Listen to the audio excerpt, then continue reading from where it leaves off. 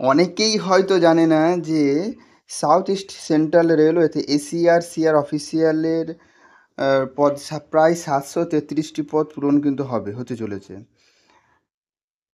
এটার আবেদন করার শেষ তারিখ কিন্তু 12ই এপ্রিল 2024।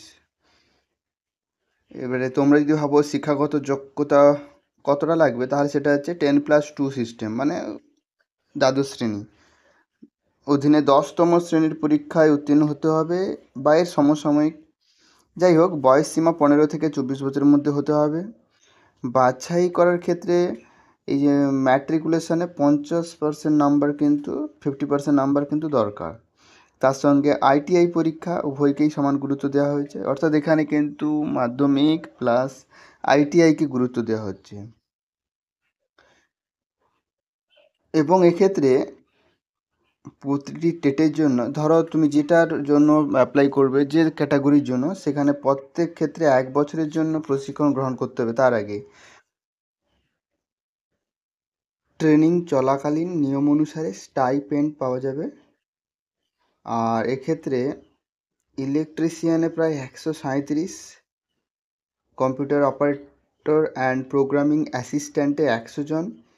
তো অন্যান্য ক্ষেত্রে দেখো সব মিলে তো 733 জন নেওয়া হচ্ছে। তার মধ্যে যে ট্রেড হিসাবে অনুসারে থাকছে, কার্পেন্টার থাকছে, কম্পিউটারে থাকছে, ড্রাফটসম্যান হিসেবে থাকছে ইলেকট্রিশিয়ান, ইলেকট্রনিক্স মেকানিক থাকছে,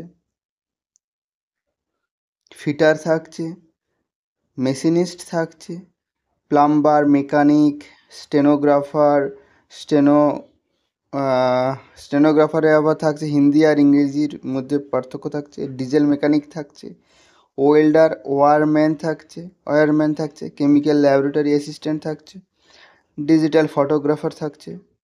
তো যাই হোক, বিভিন্ন ক্যাটাগরি থেকে নেওয়া হচ্ছে। শিক্ষাগত যোগ্যতা তো বলা হয়েছে।